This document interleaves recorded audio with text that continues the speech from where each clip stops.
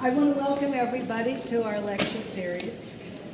Delighted to have Leopold Plotek's first full exhibition here at the gallery. As many of you know, we've had individual works of his over the last several months, but we're pleased that we have been able to do his first full exhibition, spanning works going back to the 80s and also with the most current works from 2018. Really, so welcome, Leo. Thank you for being here from Montreal. I also want to welcome Gallery Director Sara Knelman, and it's my great pleasure to have Sara as our new Gallery Director in conversation with Leopold Plotek. Welcome, both of you. Thank you, Jane. Thanks to everyone for coming out today. This is the first exhibition opening since I've begun here as director, and I'm so delighted that it is this show that I am here to usher in. I have known a little of Leopold's work over the years, but have never had a chance to be as immersed in it as I have as we've been building up to this exhibition, and of course since we've been lucky enough to have Leopold here and to start to talk a little bit about the work. Perhaps I will say a few things about you by way of introduction, and then we had chatted a little bit about beginning the conversation by discussing the title of the exhibition. For those of you who may be less familiar with Leopold's work, he is a leading abstract painter in his country and indeed beyond. He studied under Yves Gaucher and Roy Kiyooka in Montreal, and also at the Slade School in London under William Townsend. His roots are, in fact, further afield. He was born in Moscow and emigrated to first to Poland and then to Canada in 1960. He lives and works in Montreal now and is professor of fine art at Concordia University, where he's had the pleasure of teaching a whole new generation of painters. The title of this show, which of course was his, Throw Away the Lights, the Definitions, comes from a poem by Wallace Stevens called The Man with the Blue Guitar, which was written in 1937. And I thought by way of introduction that I would read the stanza, the canto really, that this line comes from, and then ask Leopold how these words relate to his practice and the work that he's been doing most recently. So it comes from Canto 32. Throw away the lights, the definitions, and say of what you see in the dark. That it is this or that, it is that, but do not use the rotted names. How should you walk in that space and know nothing of the madness of space, nothing of its jocular procreations? Throw the lights away. Nothing must stand between you and the shapes you take when the crust of shape is being destroyed. You as you are yourself. The blue guitar surprises you. Hell of a poem. If you haven't read it, I highly recommend. It's an extended piece of work, and whose purported subject is the relationship between the poem and the poet, and then the poem and the reader, and stands in for any work of art you may choose to substitute for it. I love the line, throw away the lights, definitions. With Stevens, one is always aware of the French being just behind the English or underneath it. So because French poetry was very important to him, and he read the language fluently, although I'm not sure he spoke it. But he was deeply aware of French poetry and of surrealism. And when I read the line for the first time, throw away the lights, I read the lights as les lumières, the Enlightenment, the writers of the Enlightenment. And throwing them away is a serious thing.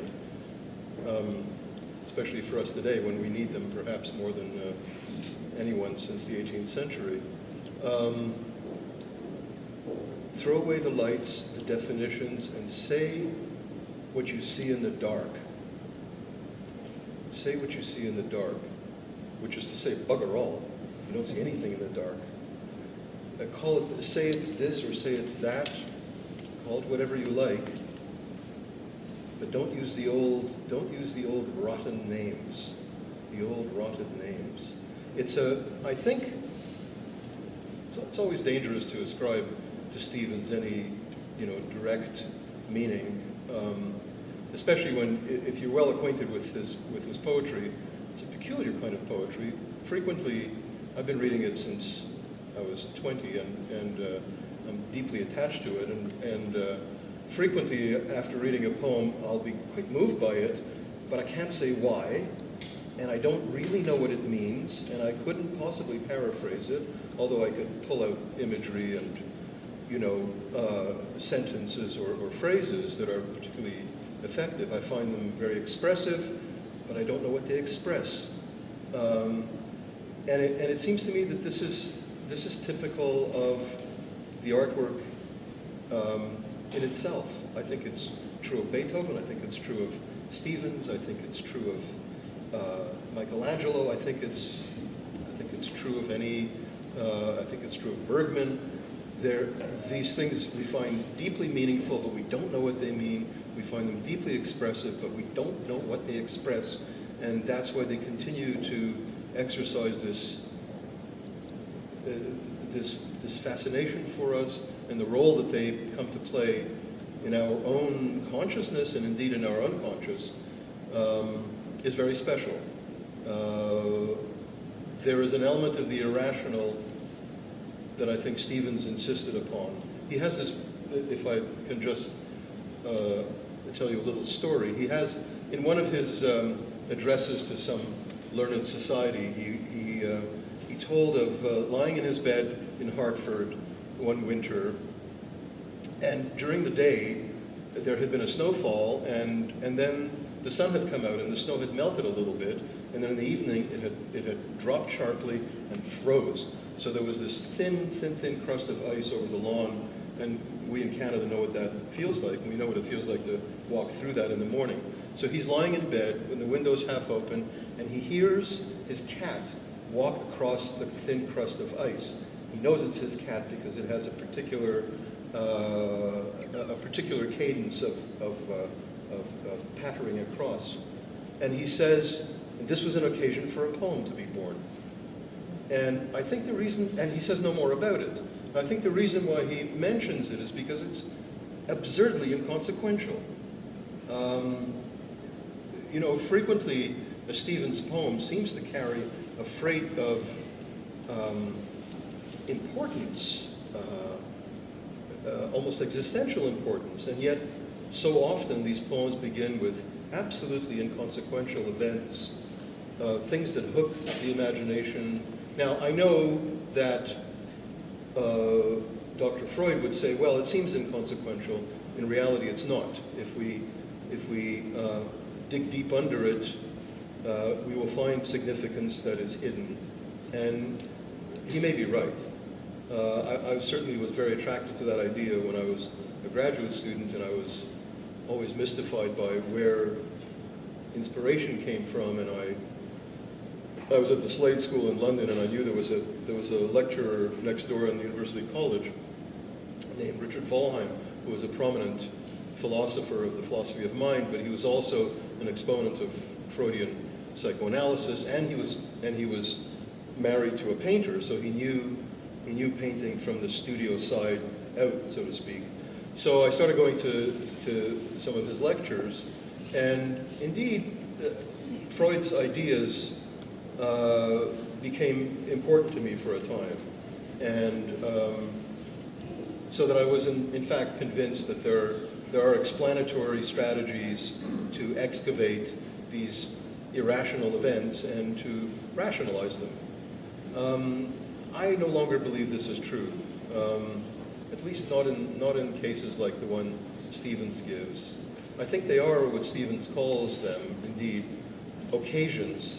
They're occasions for something to be deployed that wants some other kind of satisfaction, and more I think it's formal satisfaction. More and more I think it's formal satisfaction. I think in artworks that have a subject, the tension between one's devotion to the subject, and all of these paintings have, every one of them has a subject, without which it would never have started. And the subjects are sometimes, you know, in the titles, and sometimes they're not, but they're no secret, and I'm willing to share all of them. We'll talk about it. Yeah. Devotion to the subject, and then devotion to the feeling that comes from, as I think it was Auden put it, you know, when the beautifully made box snaps shut with a click, and you feel this deep satisfaction that everything's in its place. I think some people at the back are having a little trouble hearing. Hearing? So maybe if we could both just project. You don't have All right. mics, right? I'll do my best.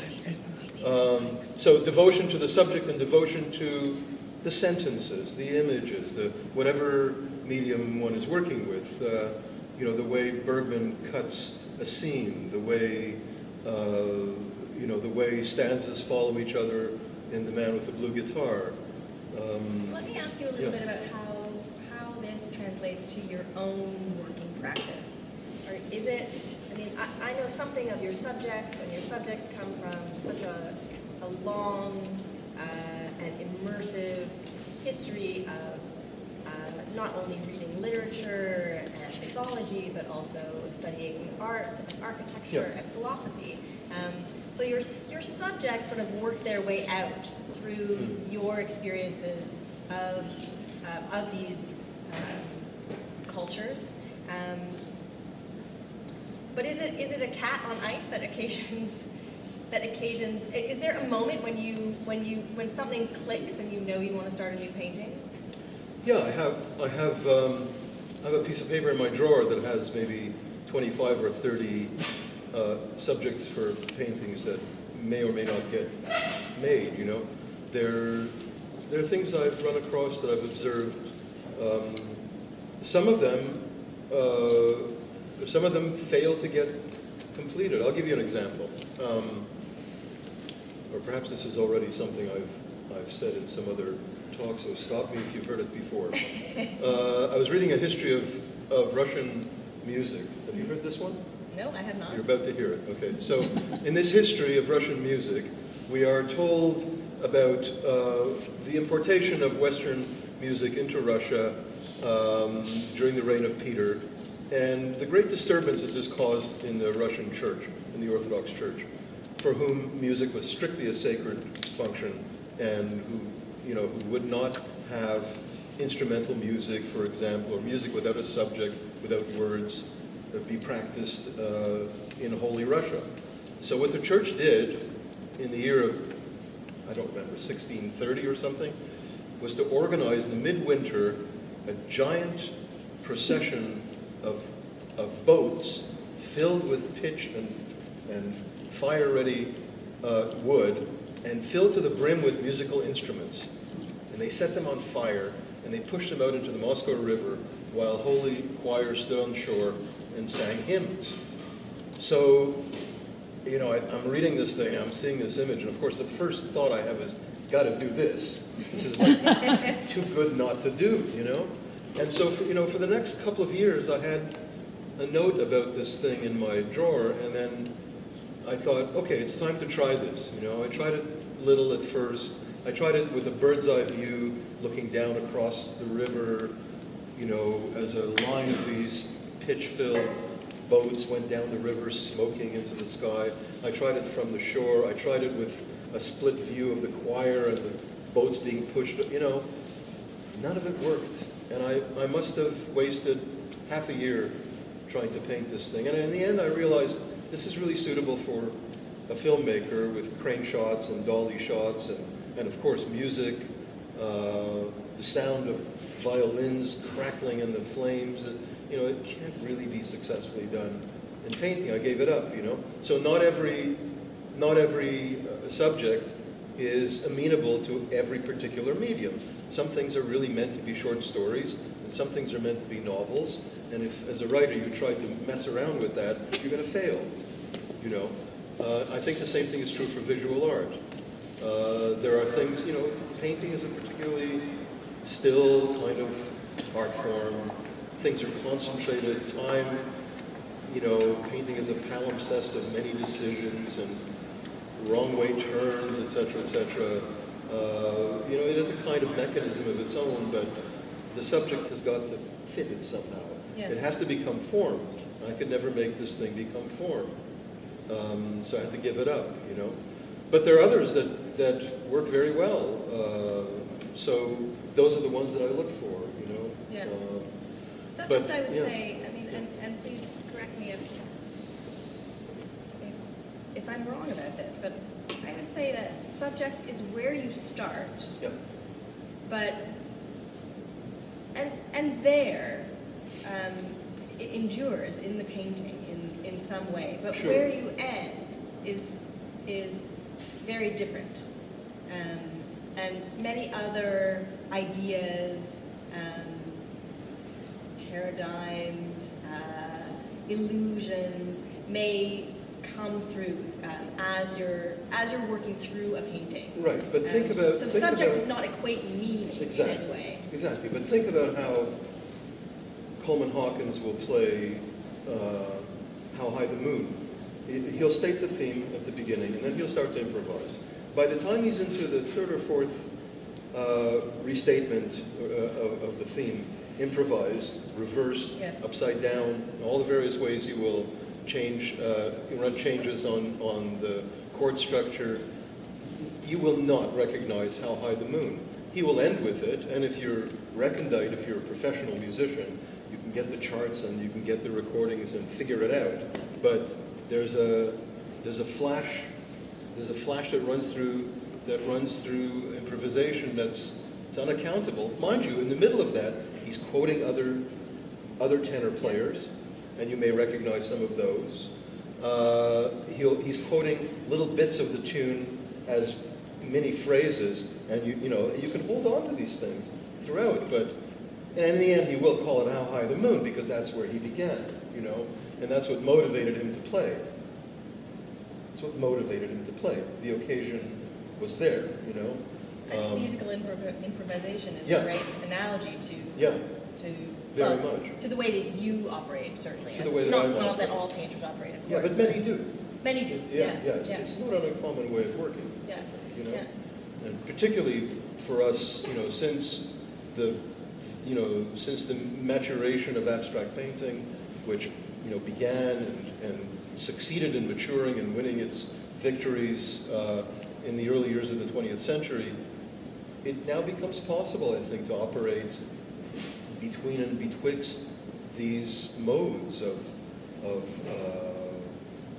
not to say realism, but figuration, abstraction. I mean, these are available historical and Of course. personal styles, you know. I wonder if you might take us through the process of one of your paintings. I was thinking particularly of this one to my left here. Well, You were telling me the painting's called about Le yesterday. Tombeau de Victor Noir. Victor Noir was a young revolutionary in 1837 or 1848. I don't quite remember which it was. One of the revolutions that took place in the mid-19th century in France. He was a young man who marched off to the house of the Duc d'Orléans to challenge him to a duel, and the Duke opened the door and shot him dead on the spot. So there was a subscription to build a tomb for the young man, and he's buried in Père Lachaise Cemetery. You can go see it. It's quite the subscription succeeded in paying for quite a beautiful bronze sculpture on top of the tomb, which represents the young man lying dead in the street with his top hat at his feet and with a considerable erection inside his pants, which everyone insists on touching, so it's highly polished at that spot.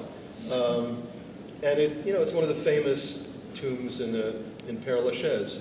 And what does it have to do with this painting? I was working mostly on the right side of the painting the left also contained some of these sort of Baudelarian wild blossoms, and it was a dark painting for quite a long time. And then the left side began to clear up somehow, and the top hat came reasonably late in the painting. I hadn't meant to include it initially, and then the whole sort of marine feeling of the left side drifted into the picture pretty late. I mean, these are, again, going back to Stevens and the irrational, these are not things you can explain. They're things that happen. They're, you know, as Valheim used to say, you know, how do I know what I mean until I hear what I say? When you've said it, you realize what was pushing forward in the work, what wanted to be painted. But until you've done it, you don't really know. Or at least that's how it is with me, you know. Sometimes you get weird reversals. The picture just behind you over there, that sort of purple and gray one, yeah, that one, started out as a very solemn painting with a very solemn subject.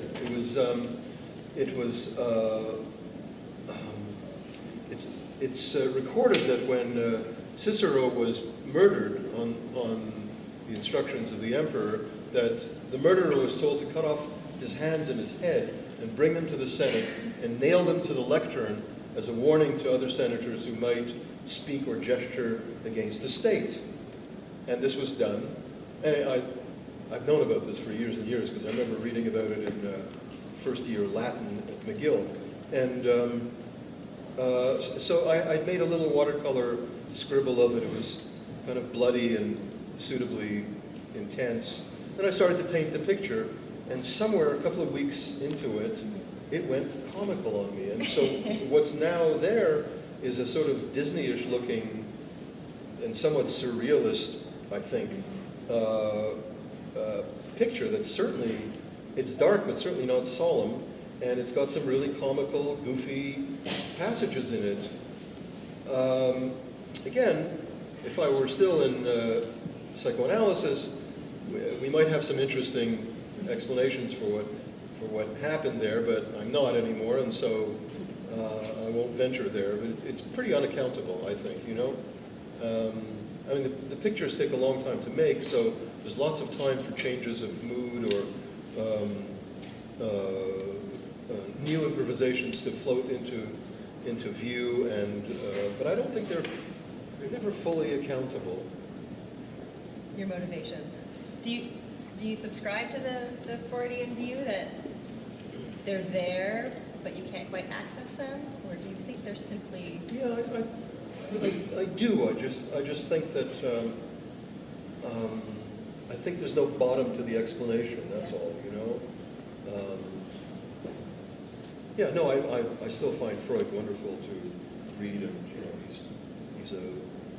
he's a favorite thinker of mine, and you know, I love his pessimism, and you know, I love his strange sense of irony. These things I'm still really charmed by. And I think the great wealth of not, I mean, of course, there's a frustration in a way in not being able to access motivation, both on your part, I would imagine, sometimes, and also even more so perhaps on the part of the viewer when you're standing in front of a painting and you want to try to understand where certain elements come from, and it can be a difficult negotiation. But I think on the other side of that equation is the great wealth of the layers that accrue. And I don't mean, of course, the layers of pain, although there's that too. But it's analogous, But it is analogous. Yeah. It is analogous. And I'm wondering how that plays out for you. Do you still find new layers when you look at older paintings or newer paintings? Yeah. Oh yeah. Well, I think we all do. You know, so it keeps us looking at them. You know, although I think they're exhaustible. I've certainly had pictures on my studio wall that after some years, you know, reproductions I have to take down because I had it with them. You know, I remember having a beautiful reproduction of the Doni Tondo by Michelangelo on the wall, and it kept me really interested for some years. It's still up there, but I never look at it anymore. It's whatever it was has now been exhausted, and And but you need what was there something was new, plenty, too. Yeah. you know. Yes. It was plenty, and especially if you're a reader of the literature on historical painting, which I am, and but this is the water that I swim in. I mean, it's not, I mean, if the pictures are sometimes obscure, so be it. That's the way it is. I think real life is way more obscure than anything in pictures. I think some of the events that we live through on a day-to-day basis with friends, acquaintances, are way more complex and obscure than anything going on in art. So if we accuse art of being obscure, or of saying, if we say we'd like to be entertained, lightly please, as the great poet Hill said, the angel of poetry says, "Fuck off, fuck off," or I think he said "sod off," which is a little more polite. I wonder if you might circle back to some of the original inspirations for you when you maybe started to really get your ground as a painter. And I know that there were a lot of important influences there, but one, which was maybe surprising even to you, was architecture. Yeah. I wonder if you can talk about that first experience, that trip to Italy. Yeah.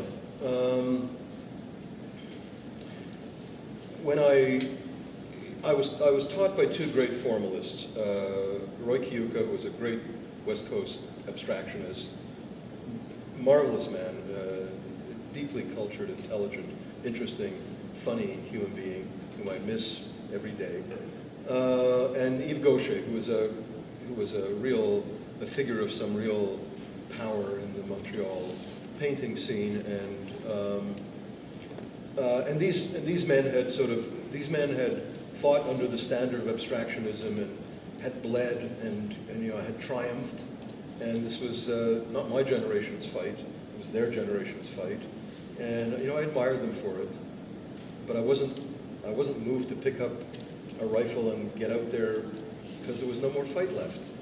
I thought, Nevertheless, when I was in graduate school, I made what I would now call process art. It was very formalist. By the time I had made 5 or 6 years worth of it, it was an utterly exhausted process for me. I thought that I could easily pay a smart 18-year-old to do it for me. The formulas were well laid out. There was nothing more in it for me. And at that very moment, I won a big Canada Council grant, and I thought, what a fake. I mean, this is, So I closed the studio down, and I went for a summer to central Italy to just travel around and look at painting.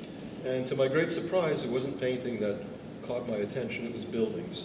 It was masonry. It was bricklaying. It was, the stonework on the piazza. It was the built environment, particularly the medieval built environment, particularly Romanesque, but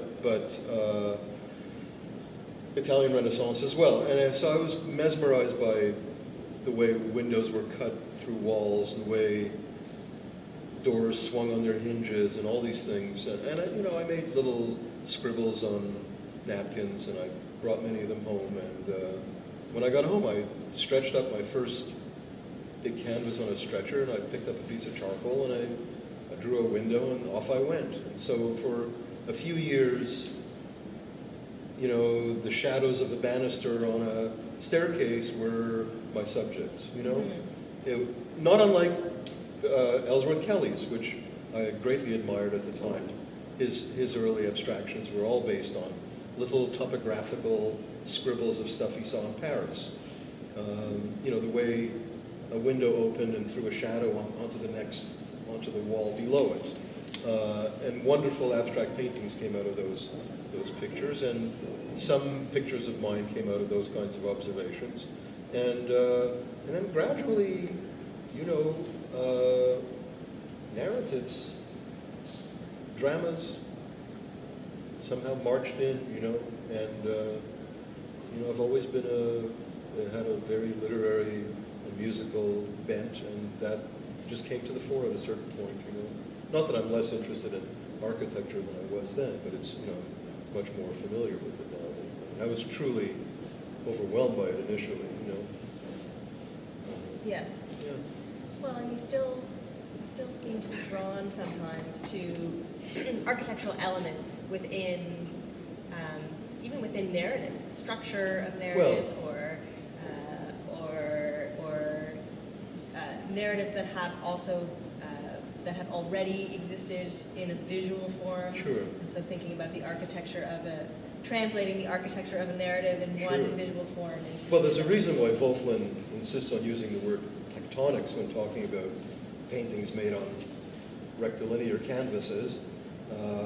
But even if they weren't rectilinear, we have the plane of the earth, and we have the things that live growing upon it, and the right angle is a fundamental element in our vision.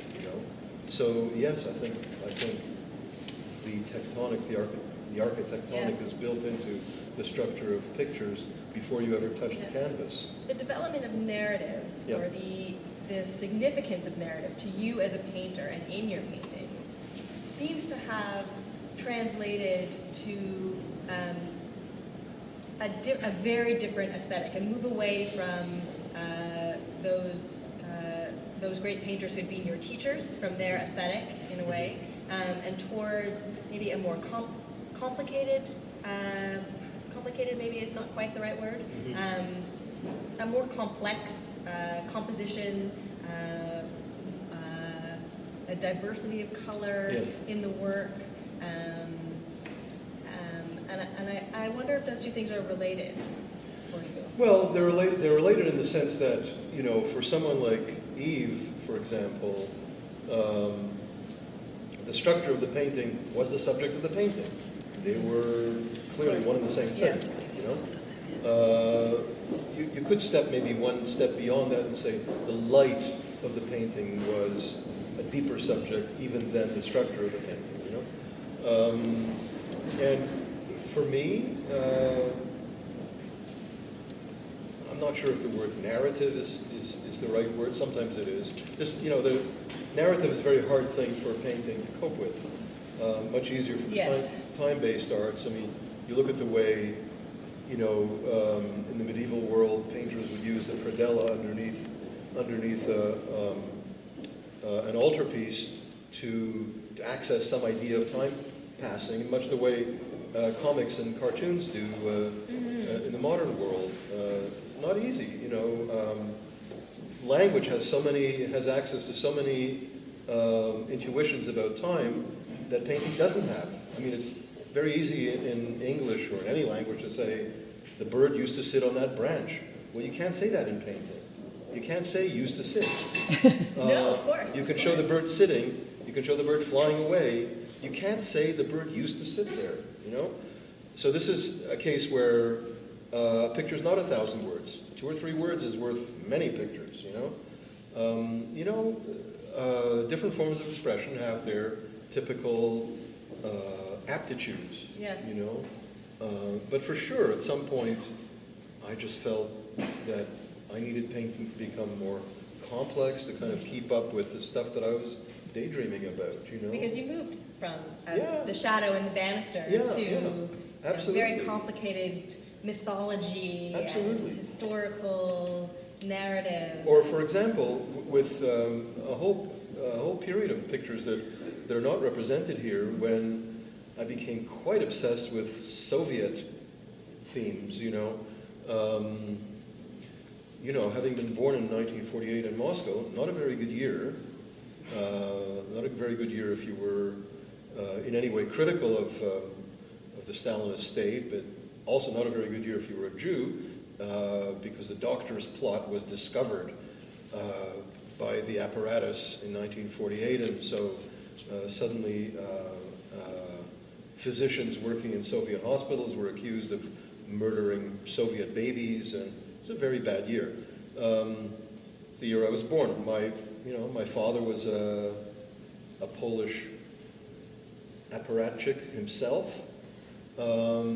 but a Jew nevertheless. And there must have been deep conflict in those two realities. He never told me about it, but I'm sure it was a deeply schizoid existence in many ways. So that period, and particularly the relationship of artists to authority, became a pretty obsessive theme for me.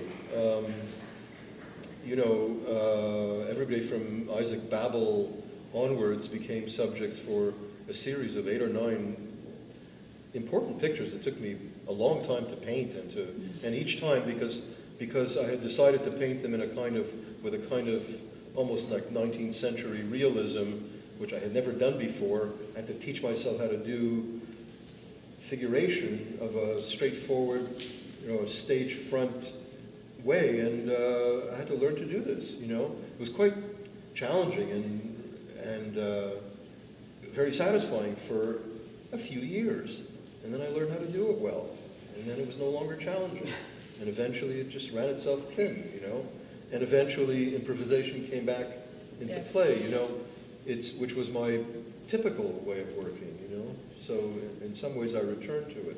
Although with pictures like the Tolstoy Chekhov painting over there, in which you see 2 men in straw hats standing or floating in a pond of water, talking about literature.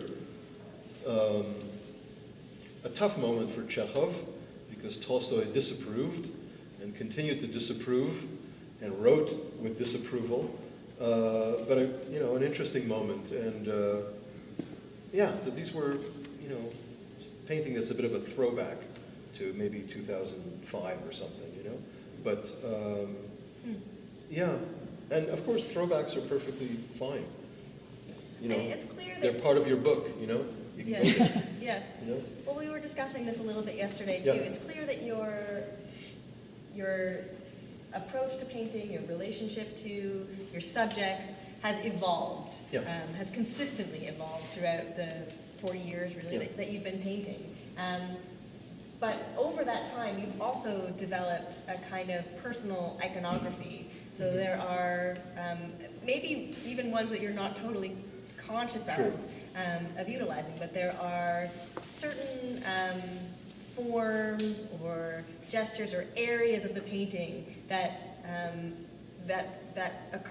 recur, and sometimes this happens actually over many years. I'm thinking particularly of this triangular shape that seems to recur in a beautiful way in a number of your works, and also you often have a particular treatment for the bottom right-hand corner. When these things are pointed out, they become very irritating. Because they tend to be true. And so you go, oh no, I can't do this anymore, They're not obvious. No, but once they're find them beautiful. I don't. Well, you may, but I don't necessarily find them beautiful. When you point them out and they're seen as habits, some habits are inevitable. They're absolutely inevitable. There are ways in which, Rubinstein touches the keyboard with his right hand in a slow passage. It's very typical of him. It's part of his way of playing the piano, and I'm sure if you pointed it out to him, he'd say, that's the way I play, And so that's the way I paint. But there are other times when, particularly the issue of bottoms is I'm happiest when I remember to sit, I usually paint on the wall, to sit down in front of the picture so I have the bottom of the painting in front of my chest. That's when I should feel most confident at being able to look at it. There are times when I forget, and I stand there and I just kind of let it run down, and I make very typical shapes towards the bottom of the painting that if I recognize them later, I get just very embarrassed, And I find them in other people's work, too.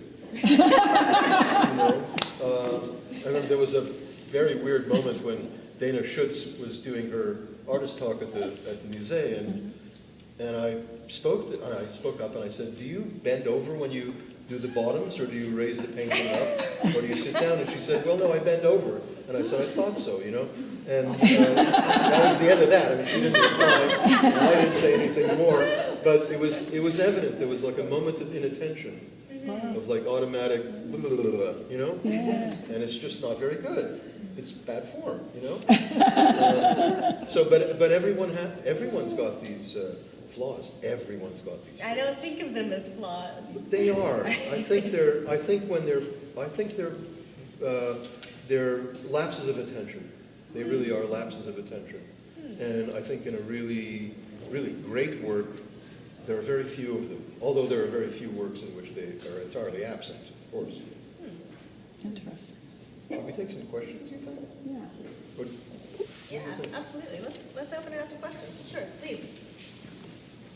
First of all, let me commend both of you for very compelling conversation dialogue. I've learned a great deal. And I will express, first of all, I'm not familiar with your work, so I'm going to be speaking somewhat, shall we say, as a novice. But my question was actually stimulated by the last comment in terms of the discipline of the craft, that you say that you are negating or you consider yourself to be less than, I don't want to say proficient or professional, but there's that internal ontology that you consider be lacking, that you did not pay attention, whether that is a lack of commitment, and maybe there's an idol or an ethos that you hold as an exemplar and you try to ascribe to that particular individual. I'd like to push you further on that, because I find that actually quite intriguing. Yeah. Look, if you're a slow painter, which I am, so I begin by fits and starts, and I usually fail to get the thing going in the first few attempts. So I do a lot of scraping down and starting over until the engine gets warmed up and things start to happen, you know? And I don't feel comfortable until there's a Freudian slip. Wow. I don't feel comfortable till I feel it's really running well, and I see the painting beginning to emerge. That's when any of us, I'm sure David would say the same thing, we feel comfortable in getting going and really accelerating, because we can see the light at the end of the tunnel and we go for it, you know? We bring our skills to bear, and we have many because we're experienced painters. Typically what happens is that I'm sitting there, the radio is on, you know, music may be playing, and I'm just working on some reasonably small area of the thing. And then at some point, I need a cup of tea, and I get up, and I step back from it, and I notice what I've done. And until I notice it, I don't really know that it's there. Then I notice what I've done. And if I'm lucky, that bit, which is an individual, self-sustaining little moment of inspiration, will somehow light up the whole painting. And then I go, yes, this will do it, you know? Now, then comes a reasonably difficult process, which is the painting is maybe like 6 by 6 foot painting, and the spot you've just painted may be 10 by 12 inches. How do you get the intensity of that to communicate itself to the whole thing? Now, sometimes, the thing I wrote to you about Titian was very interesting. At some point, Titian discovered that he didn't have to paint the highlights into the whole painting. He could paint them into one or two areas, one or two moments of the painting, and somehow those lights would communicate themselves to the whole painting, and the viewer would feel the light permeating the whole painting. It was a discovery he made early on, and so he could be very economical with the way he used light and still get the job done. And he was always interested in doing it economically because he was so busy with other businesses, you know? So I think the difficulty of expanding that is something is it craftsmanship? I'm not sure. I know that that if you try to exert the pressure of the whole painting upon that little moment, you will kill it. It will die. It will not have the energy it has. On the other hand, if you make a painting that's full of little wild moments like that don't talk to each other, you have incoherence, and the whole thing never becomes a painting.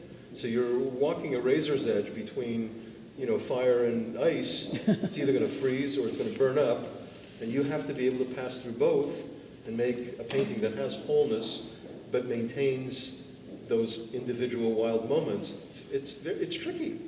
I watch young painters twice a week trying to do this. It's not easy. It's hard, It takes a while to even understand that you have to be trying to do it, Yeah. I mean, at first, it seems so easy because most of them are led by the idea of the image from photography. That's where their idea of wholeness comes from.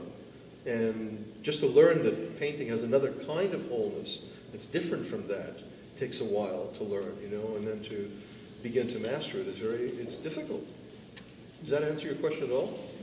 That's Yeah. Really thank you. Yeah. Another question? Are there other questions? I just have an observation. Absolutely. Sitting here, just looking at your works on this wall color, Yeah. and what a beautiful background to your colors, as opposed to, say, white walls, which might have been more typical, which, intensify the color. But Yeah. here I feel that they almost are allowed to just be, and so I commend the gallery on this wonderful context for your work. I said this to you yesterday, It's the first time I've hung a whole show on gray walls, and I'm so happy with it. I'm really, really happy with it. It allows the lighter colors in the paintings, of which I don't use that many, to really shine, to really come through. White is so much brighter than anything else in your palette. And of course, everything looks dark. Bright yellow looks dark next to white, Yeah. That's interesting. Anyone else? I would, Shoot. How about the end of the painting process? You're talking about the process and you're walking on the line, and then Yeah. do you just know, or do you just stop, or what? How do you know? How do you know it's finished? When you, Well, sometimes you just abandon it because you're just so fed up. It's been 2 months and you've been at it every day, or 4 times a week or whatever it is, and you've had it, And you think to yourself, well, this is close enough. This is close enough. There are paintings that are finished because they just declare, hello, I'm here, this is it, it's beautiful, walk away, That's rare. It may happen once or twice a year. But others, you're transacting with them, and you may haul them out 6 months later and look at them and think, you know what, this is not good enough to put in front of people. You always have to imagine that the person looking at this thing is at least as smart as you are, at least as experienced as you are. I mean, otherwise you're insulting your best viewer. It's going to be seen by people who are absolutely your equals. And it's got to be good enough for them, So when this happens, you either scrap a picture, an old picture, or you repaint it, or But I think there are as many ways to finish as there are to begin, and some of them are frustrating. I think the whole time that you're making decisions, every time you make a decision, you make many other non-decisions. You decide on one way, you abandon many other possibilities, and as Nietzsche said, any work of art at any one of its moments might have been completely different and might have been completely better. And you don't know that. You just work your way forwards until there's nothing left to do. And so there's an aura of possibilities that hovers around a painting while you're making decisions. That's all, the painting could really burst into flames and be fabulous. And when you're finished, it hasn't burst into flames. And it is what it is, and eventually you come to see it more or less the way strangers will see it, with all its flaws and, and good moments and everything. You can judge it reasonably rationally at that point, But there's an aura of melancholy about finishing a painting. There is, because it could always have been better. It could always have been better. Lee, will you talk about Sunday morning, please, this painting? Okay, Sunday morning is this is the Stevens show that we're looking at today, is another Wallace Stevens poem, a very beautiful poem,